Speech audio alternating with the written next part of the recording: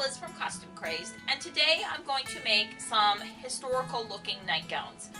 I had a friend who called me because she's got an upcoming production and she was wondering if I happen to have any nightgowns in my stash.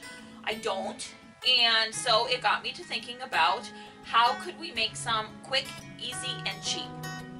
So I went to the thrift store today, I picked up a few things, and I am going to show you 3 different variations for making quick, easy, and cheap historical looking nightgowns.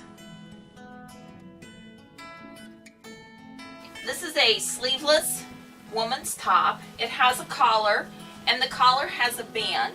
And this is a really nice way to make a high neck historical looking garment. I'm going to cut this collar off, and I'm going to add a little bit of trim around here. I also may add some trim down the placket. Again, this particular blouse happens to have a seam here, so I'm going to cut this off at the seam so that I can add a skirt onto the bottom of it. Otherwise, I would just pick a point under the sleeves to cut that off. What am I going to use to make the skirts? Well, I have one of my favorite costume making linens, and that is a ruffled bed skirt. The thing that I really like about bed skirts is that it has this really nice ruffle at the bottom that's already done. That's going to take most of our work for us. So we cut this off, decide how full we want it, attach it up here with a gather, or I'm going to use a different scrap of something to make some sleeves, and we're going to have a nightgown. Here's our blouse. Like I said, I'm just going to cut the collar off right above the band.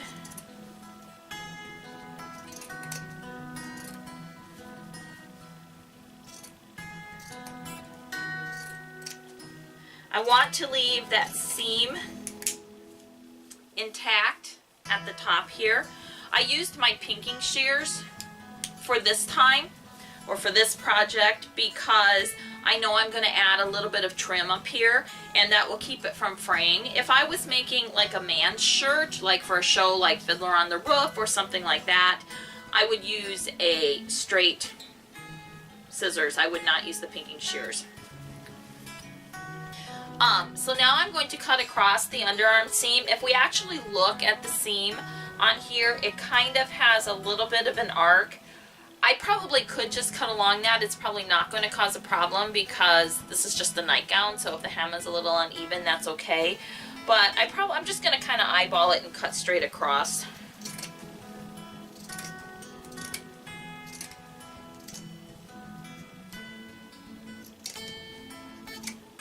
A little hard to cut through all the seams on the placket.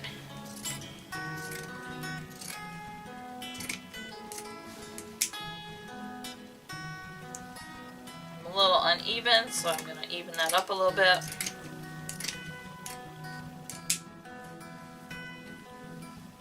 And there we have it.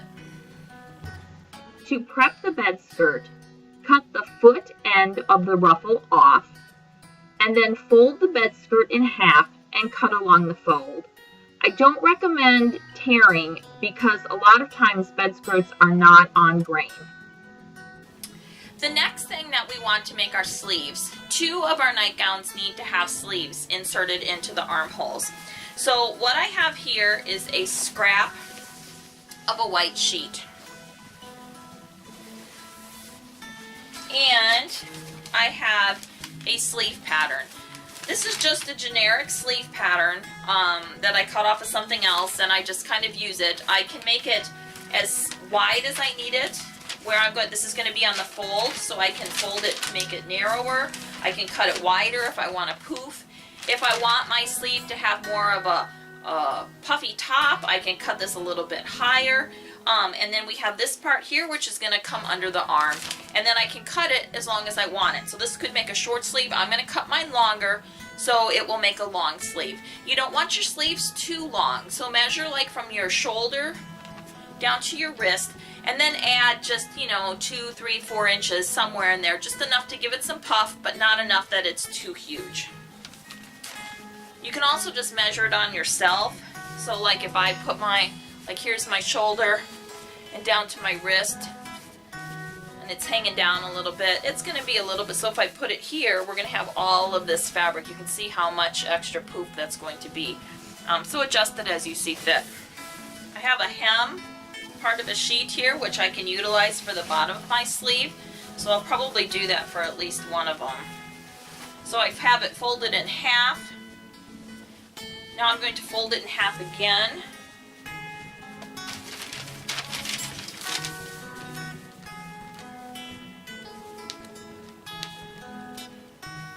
Alright, then I've got my sleeve pattern laid on here. So I'm just going to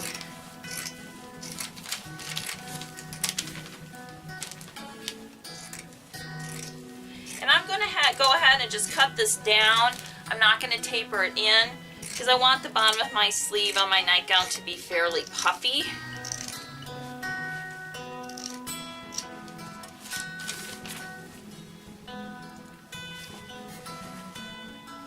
And there we have it.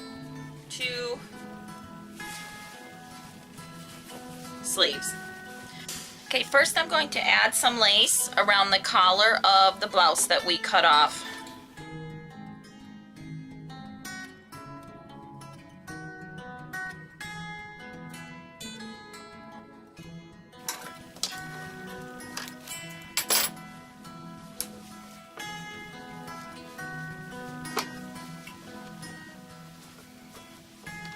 And we have lace around our nightgown.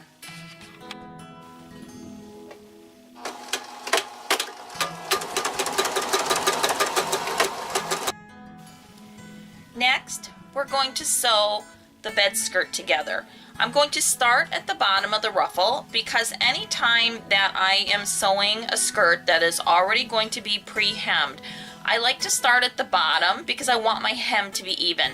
If I'm going to have to adjust the length of any part of the skirt, I want to do it up at the top.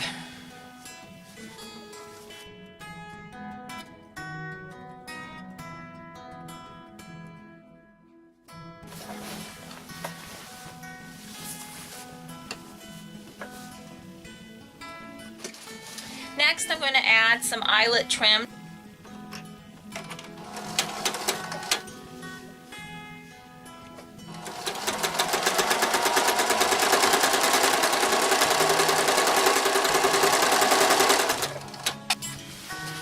So here is the top of my sleeve.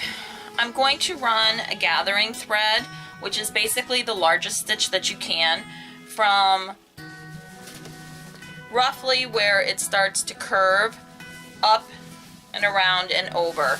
I also want to mark the center of my sleeve, so I'm just going to fold it in half, and I'm just going to make a little slit in it, and that way I'll know where the top of the sleeve is.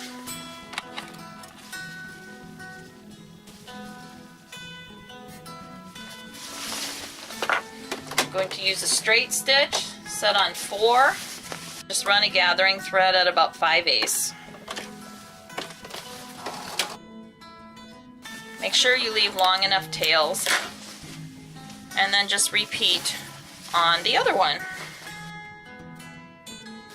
This is my sleeve that I just have a pinked edge on it, so I'm just going to add a little bit of trim on the bottom of the sleeves also. And I'm going to do this before I sew the underarm seam together. I'm also going to add some bias tape for a casing before sewing the underarm seam. Now I have my sleeve completely made. We have the casing on the inside, and you can see here that the casing ends right before and after the seam, so that we can just thread our elastic through and then pin it or tie it right there. That makes it really easy to do.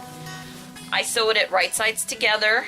Again, I started at the bottom of the sleeve and went up, because if there's a little bit of unevenness, like right here, you can see it's not quite even. I want that to be at a place where I can mess with it in the seam, not at the bottom of the sleeve. We are now going to inset this sleeve into our top.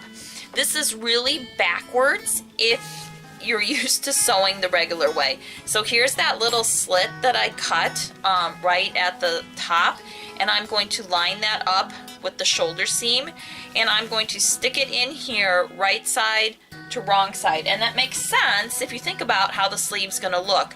So when we sew the sleeve, we're actually going to top stitch it from the sleeve, and that's why we're putting it in this way. Like I said, the seam's super backwards, and you just have to put it in there and try to wrap your mind around it. But once you've done it a couple times, it makes sense, and it's really easy. I'm going to go ahead and pin the rest of this in here, pulling up these gathering threads so that they fit.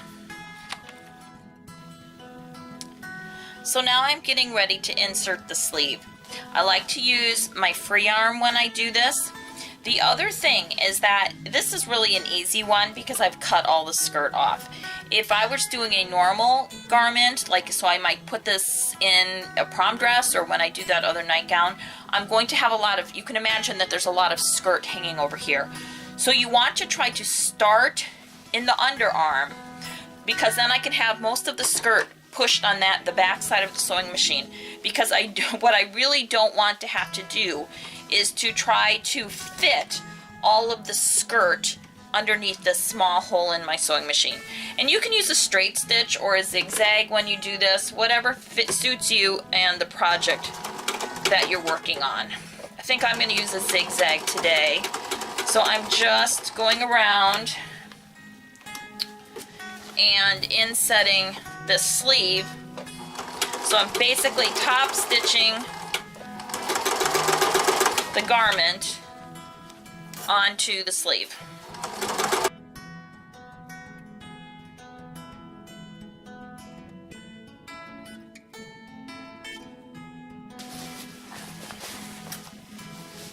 And there we have it.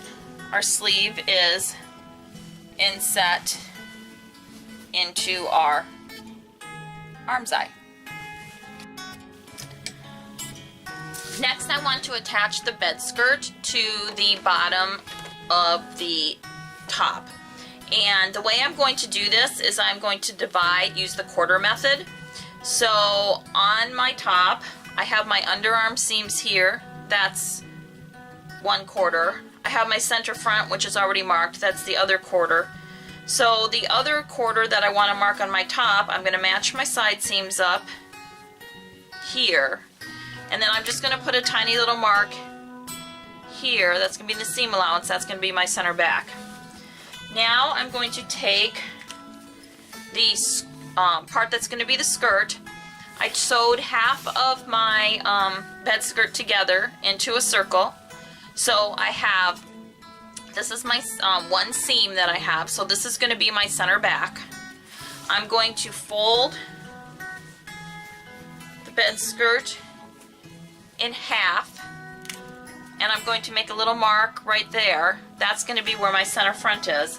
Then I'm going to put the center back and the center front together, and I'm going to fold it again into quarters. And this doesn't have to be perfect. This is just a costume, so we're just, approximate. My pieces don't want to go together.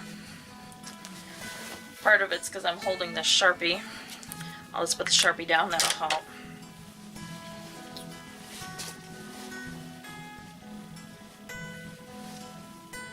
Okay, so I've got it marked. Now it's folded in quarters. Here's my other two sides. I'm going to mark that fold with a little Sharpie mark. Now I have my skirt divided in quarters and my top divided in quarters, and I'm going to pin these marks together, and then I'm going to pleat the skirt in between. So here we have our center back. This is our right side. We have the center back of the top, and I'm going to put the right sides together, and I'm going to pin them. And again, you can see this is where we're just going to scooch that up there so it's even. Okay, then I'm going to go find my next quarter mark here, and I'm going to pin it to my underarm seam. And now I can either squish gather this together if I want to. I can make it in, you know, do more quarters and do it, or I'm just going to pleat this in. So I make a pleat.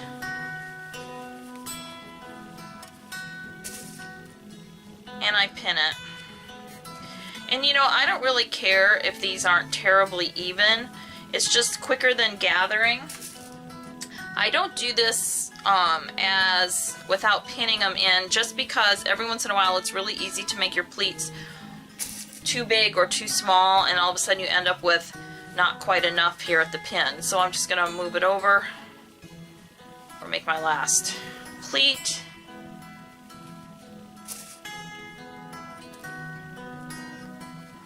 Alright, and so I've pleated the first quarter in. I'm just going to repeat this 3 more times till all the quarters are done, and then I'm going to sew it together. So this is the finished nightgown. This nightgown, if you recall, started out with our sleeveless blouse. The blouse only had buttons that went up to about here, so we do kind of have an open neckline.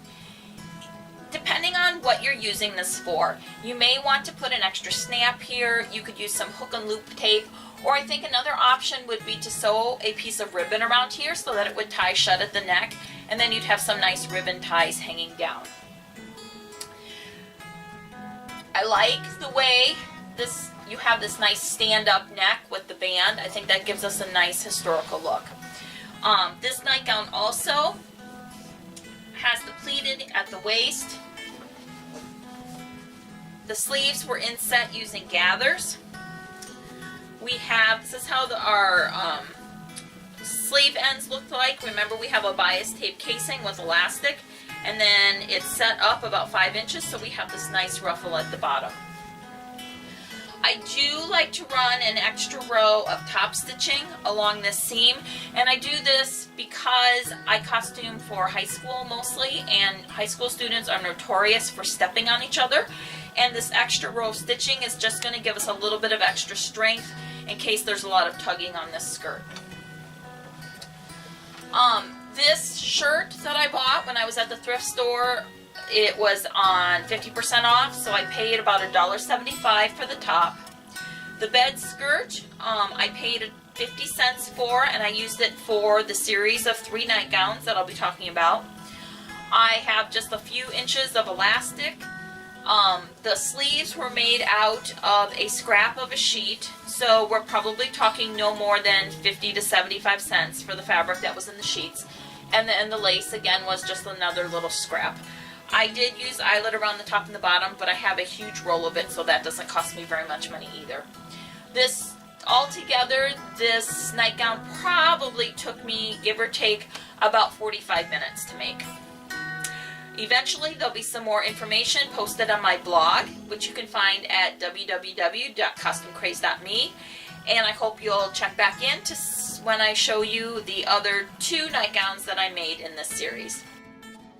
Thanks for watching, and if you like this video, please like it and like my channel too.